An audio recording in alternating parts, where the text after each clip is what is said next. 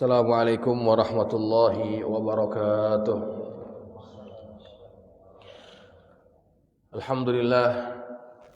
Alhamdulillahilladzi hadana lihada wa ma kunna linahtadiya laula an hadanallah. Asyhadu an la ilaha illallah wahdahu la syarikalah wa asyhadu anna sayyidana Muhammadan abduhu wa rasuluh. Allahumma salli wa sallim ala sayyidina Muhammadin wa ala alihi wa ashabihi ajma'in, amma ba'du. Hadirin qaimin shaimin yang dirahmati Allah sekalian, alhamdulillah kita masih dalam keadaan sehat walafiat di hari yang ke-23 dari bulan suci Ramadan. Dan kita bersyukur kepada Allah, kita juga dipilih oleh Allah Subhanahu wa ta'ala menjadi hamba-hambanya yang dapat mengisi bulan ini dengan amal ibadah yang terbaik. Kita laksanakan salat zuhur secara berjamaah, dan kemudian kita teruskan iktikaf kita di masjid ini sambil kita beristirahat, sambil kita mendengarkan sesuatu yang insya Allah bermanfaat untuk kita semuanya. Dan mudah-mudahan duduknya kita di tempat ini menjadi duduk yang berkualitas, karena kita duduk di taman surganya Allah Subhanahu wa ta'ala. Amin ya rabbal alamin. Hadirin jamaah sekalian, kalau di dunia yang kita sekarang hidup ini, ambil contoh misalkan dalam pertandingan Piala Dunia, yang lebih ramai itu ketika awal atau akhir? Akhir ya. Akhir itulah yang ditunggu-tunggu. Pertandingan final itulah yang ditunggu-tunggu. Yang datang ke stadion banyak, yang nonton lewat TV juga banyak. Pokoknya pertandingan akhir itu adalah pertandingan yang dinanti-nantikan. Tiket mahal pun orang sanggup beli. Di pameran misalkan, hari yang paling ramai itu hari yang terakhir sebetulnya. Kenapa? Karena biasanya tenan-tenan yang ikut dalam pameran itu, mereka akan memberikan banyak-banyak potongan harga pada hari yang terakhir. Karena apa? Karena mereka nggak mau bawa balik barangnya lagi, nggak mau sewa transport lagi untuk ngambil barangnya lagi. Maka paling banyak diskon itu di hari terakhir sebetulnya. Orang pun yang datang banyak. Nah jamaah sekalian, untuk urusan dunia itu kita punya mindset yang akhir itu yang mahal, yang akhir itu yang berharga, kita sanggup kejar. Tapi nyatanya itu tidak terjadi pada kehidupan ataupun untuk urusan akhirat kita. Di akhir-akhir Ramadan, disitulah kita jumpai masjid-masjid semakin sepi, kan begitu ya. Musala-musala semakin ditinggalkan oleh jamaahnya. Mereka banyak pindah tempat ke tempat yang menarik untuk mereka mempersiapkan diri untuk lebaran. Itu kan sebetulnya tidak sinkron ya. Harusnya yang akhir itu betul-betul yang kita cari. Tapi ternyata tidak untuk ibadah. Padahal memang di akhir Ramadan itulah yang paling berharga. Harusnya kita kejar seperti kita kejar untuk urusan dunia kita. Maka jamaah kita beruntung kalau misalkan kita dipilih oleh Allah menjadi orang-orang yang terus istiqomah ibadah hingga di akhir-akhir Ramadan ini. Dan memang Ramadan di akhir, memang itulah yang dinanti-nantikan. Sampai-sampai Nabi SAW memerintahkan kepada kita untuk bersungguh-sungguh beribadah di akhir Ramadan. Nabi bersabda, taharraw lailatal qadri fil ashril awakhiri min Ramadan. Carilah, dalam hadis yang lain, iltamisuha, cari Lailatul Qadar itu fil ashril awakhiri min Ramadan, pada 10 hari yang terakhir dari bulan Ramadan. Nabi cari, suruh kita cari, dan Nabi pun mencontohkan bagaimana baginda Rasulullah mencarinya. Sayyidatuna Aisyah menceritakan dalam hadis yang beliau riwayatkan, kana Rasulullah sallallahu alaihi wasallam yajtahidu fi Ramadan ma la yajtahidu fi ghairihi wa yajtahidu fil ashril awakhir ma la yajtahidu fi ghairihi. Nabi itu bersungguh-sungguh ibadah pada Ramadan tidak seperti kesungguhan dalam bulan yang lainnya. Dan Nabi lebih bersungguh-sungguh ketika masuk 10 hari yang terakhir, tidak sama seperti kesungguhan Nabi di hari-hari yang lainnya. Syadda mi'zarahu, kata Aisyah, Nabi mengencangkan kainnya. Itu kinayah, kiasan bahwa Nabi tidak bersama dengan istri-istrinya. Padahal kan bersama dengan pasangan itu juga ibadah ya. Tapi ibadah yang itu adalah ibadah yang disukai oleh hawa nafsu kita. Nabi tidak layani yang itu. Kemudian wa aiqaza ahlahu, Nabi akan hidupkan, Nabi akan bangunkan keluarganya, istrinya dibangunin. Untuk apa dibangunkan? Untuk beribadah. Kalau kita kan bangunin istri buat apa itu bisa? Suruh masak. Bangun loh. Masak buat sahur, bentar lagi sahur. Kita nggak nyuruh sholat. Nabi bangunin istrinya untuk ibadah. Wa ahya lailahu, Nabi akan hidupkan malam. Nah, ini yang menarik. Wa ahya lailahu, Nabi hidupkan malam.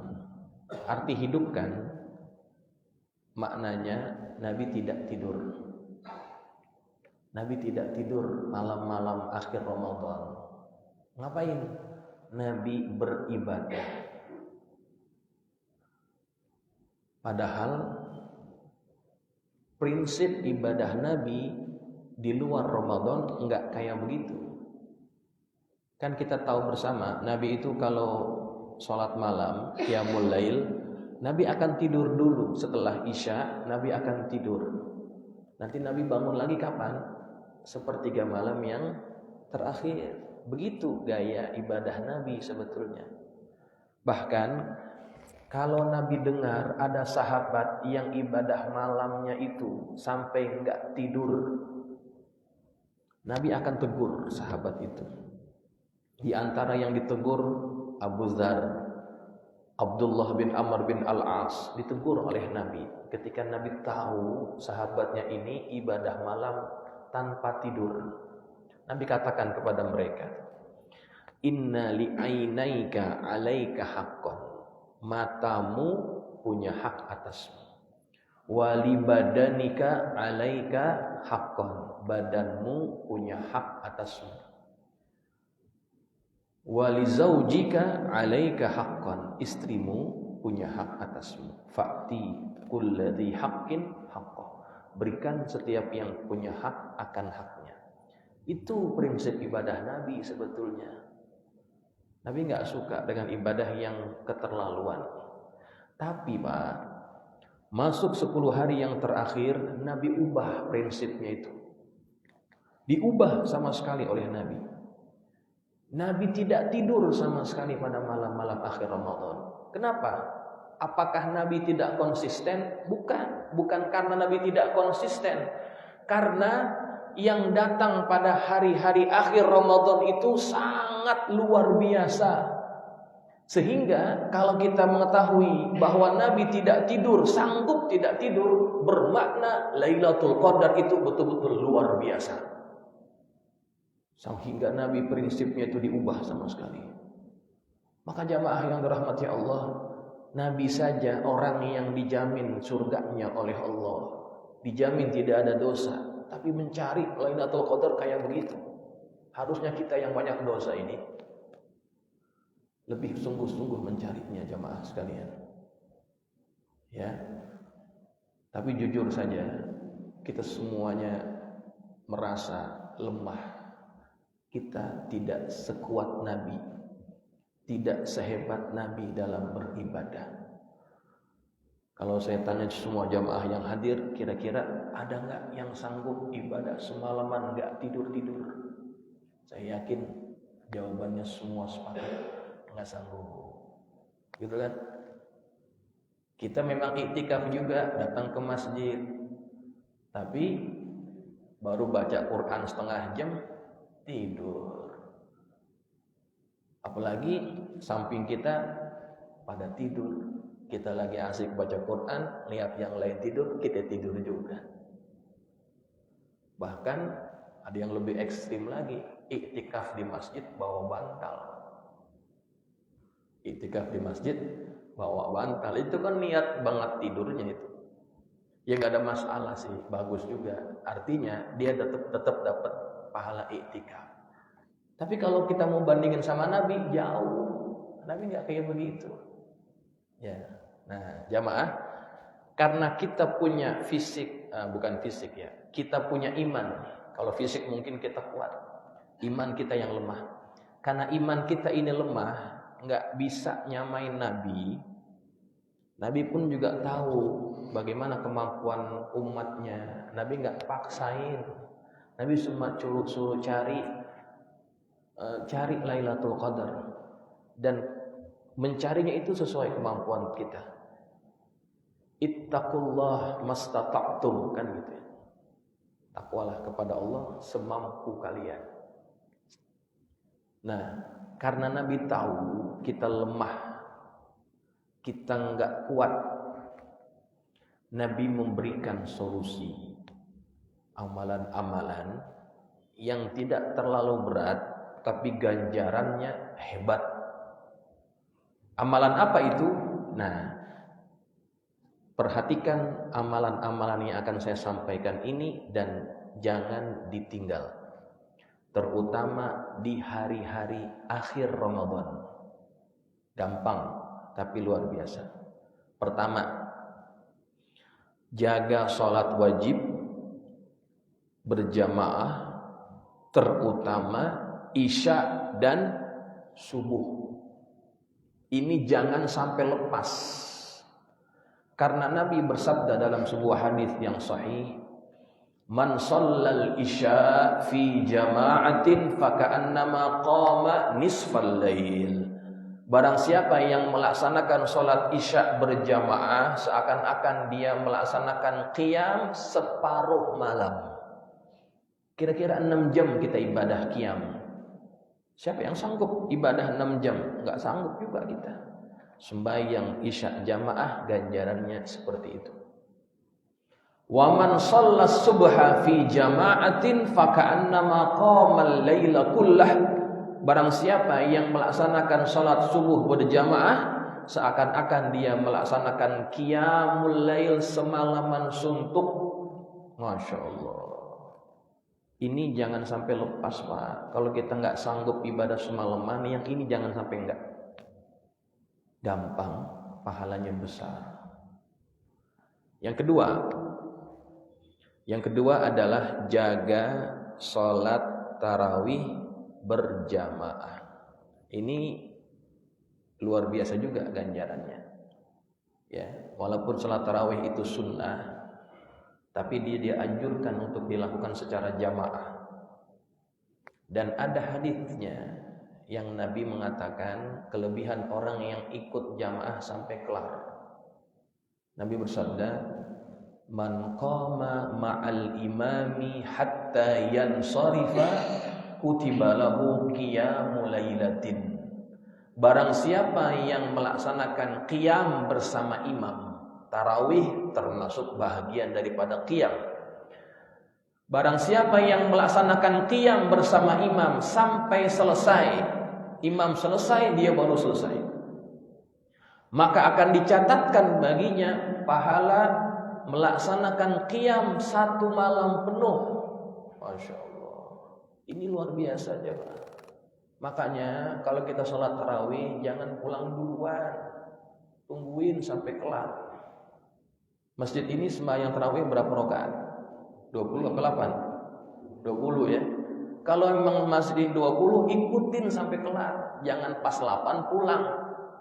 Memang sih nggak ada masalah ya, terserah, namanya sembahyang sunnah, apalagi termasuk qiyam kan. Nggak ada batasan minimal, maksimal, tidak ada. Menurut pendapat yang sahih seperti itu.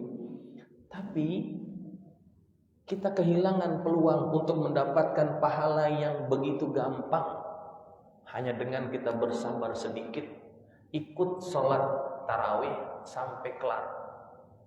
Tuh, Masya Allah. Palingan jam berapa sih kelarnya? Jam 8.30. Paling mentok jam 9. Sabar sedikit, pahalanya seperti itu jamaah. Tapi di akhir-akhir Ramadan kita lihat mana-mana masjid jamaahnya makin ringkes. Termasuk masjid ini saya kira. Kan saya mantau juga dari Facebook. Wah, jamaahnya udah tinggal separuh. Ya. Mana yang lain? Yang lain udah gugur di tengah jalan.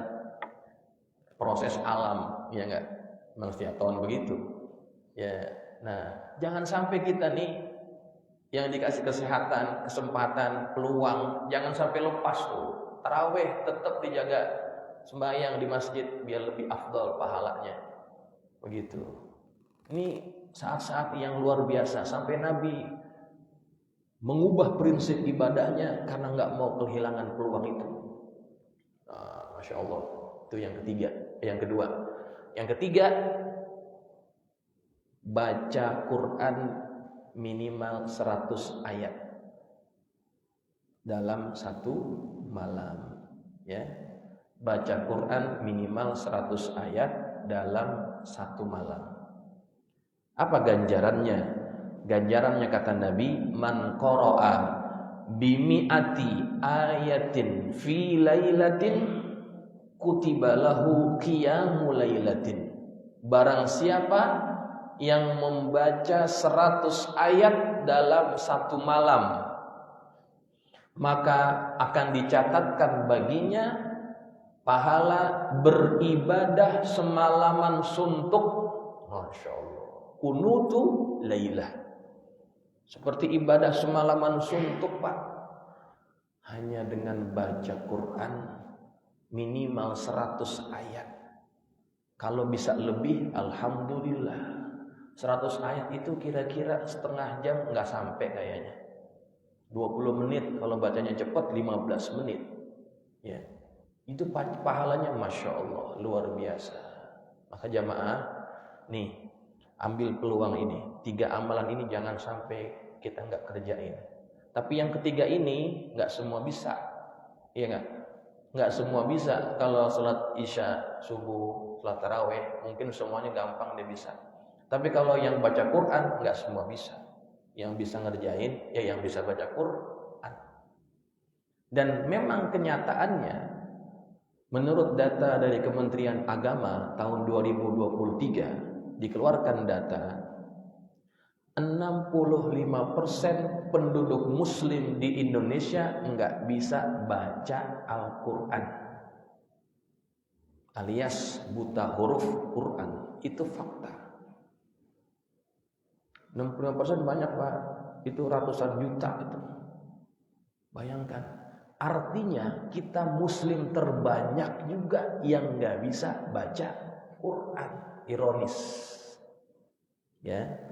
Nah, jamaah sekalian, saya kira mungkin juga di antara yang 65% itu ada di sini yang kita masih belum bisa baca Quran.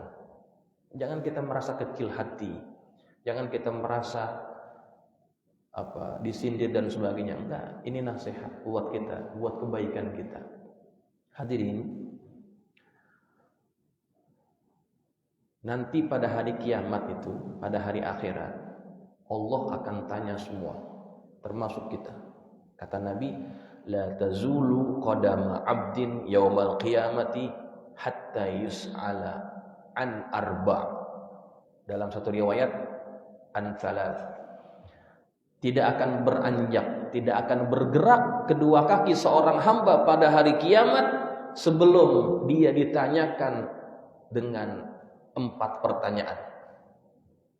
Apaan yang ditanyain Allah sama kita ketika nanti pada hari kiamat?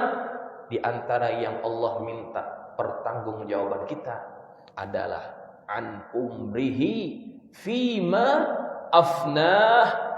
Allah akan tanya kita tentang umur yang Allah kasih sama kita. Fima afna, untuk apa saja kita habiskan umur kita semasa hidup di dunia.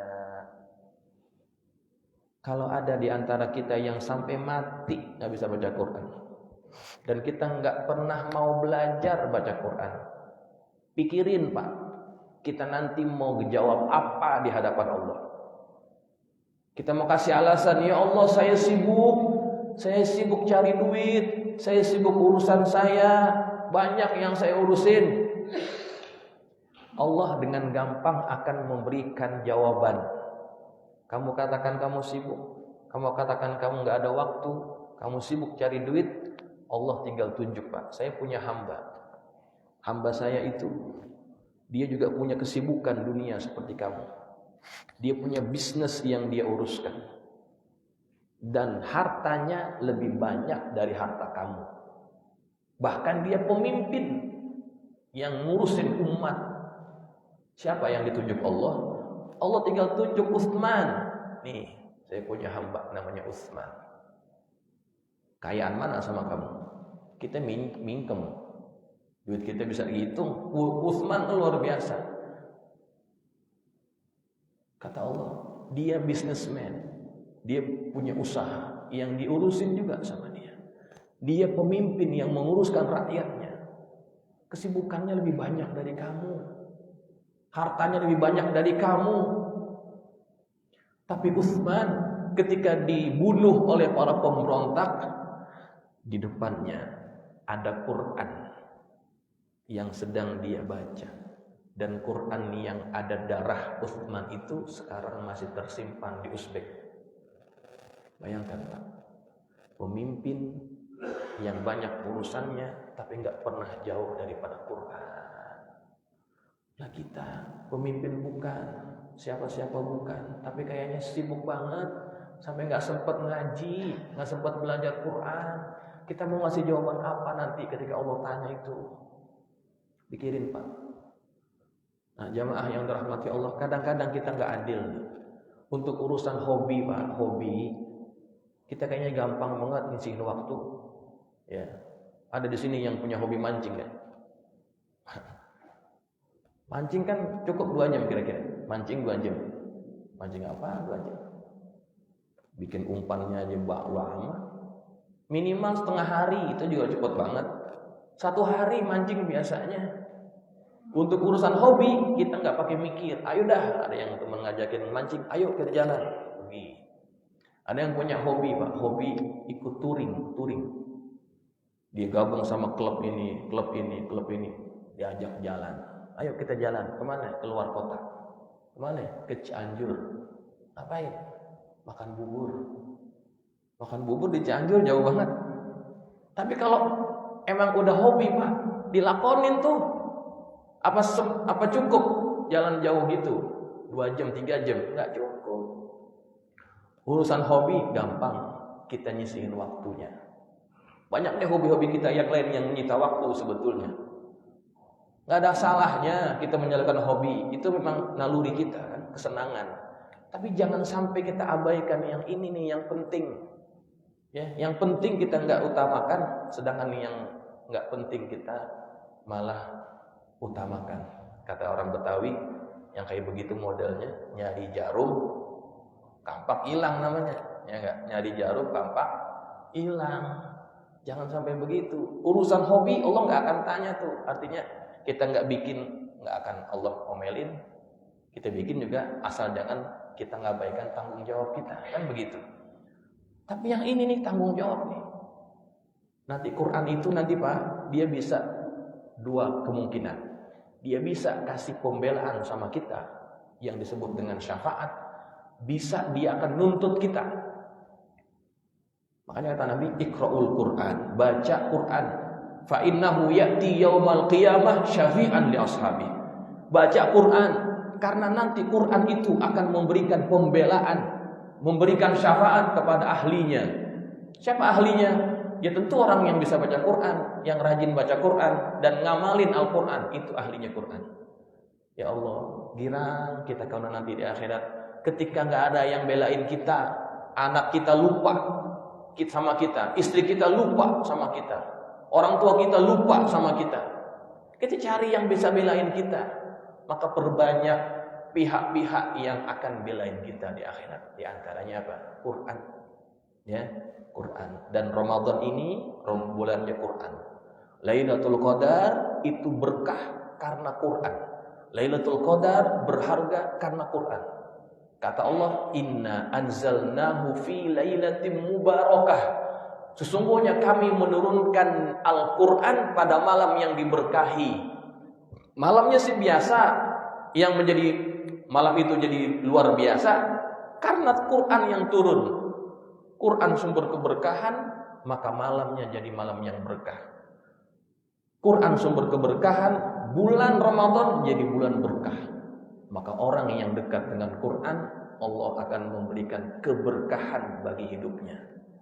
Maka kalau kita kepengen hidup kita berkah, jangan jauh-jauh dari Quran. Ya, nggak ada ruginya orang dekat dengan Quran itu. Maka jamaah, ini pesan saya, 3 ini jangan sampai dilepas. Salat Isya, salat subuh jamaah, salat tarawih jamaah sampai kelar, baca Quran minimal 100 ayat, insya Allah ganjaran pahalanya besar di sisi Allah Subhanahu wa Ta'ala. Ya, mudah-mudahan Allah memberikan kita kesehatan, keafiatan, taufik agar kita bisa beribadah dengan baik di sisa-sisa malam yang berharga ini, ya. Jangan sampai pengurus nyariin kita. Mana Pak Haji itu? Mana Pak Haji itu? Enggak ada. Ya. Jadi godaan akhir-akhir Ramadan ini siapa Pak? Bini. Godaan akhir Ramadan itu biasanya bini. Bini yang suka godain kita. Ayo Bang, kita beli baju anak-anak. Ayo Bang, sono lagi diskon. Laki kalau udah digodain sama bini, teklok juga Pak. Ya udah dah, tarawih mah gampang, besok-besok juga bisa. Akhirnya ditinggalin ibadah-ibadah yang luar biasa. Makanya bagusnya memang untuk urusan lebaran kelarin awal-awal, jangan akhir Ramadan kita dikacau, digangguin sama urusan kayak begitu. Hari-hari ini, hari-hari terakhir ini kita disibukkan dengan persiapan Ramadan, padahal akhir-akhir Ramadan ini kita disibukkan dengan persiapan lebaran, padahal lebaran enggak ada apa-apanya. Lebaran enggak ada apa-apanya. Habis sembahyang Id udah kelar sebetulnya. Yang istimewanya enggak ada. Yang istimewa itu di Ramadan. Maka jangan sampai kita salah prioritas, ya. Mudah-mudahan yang sedikit ini ada manfaatnya. Billahi taufiq wal hidayah. Assalamualaikum warahmatullahi wabarakatuh.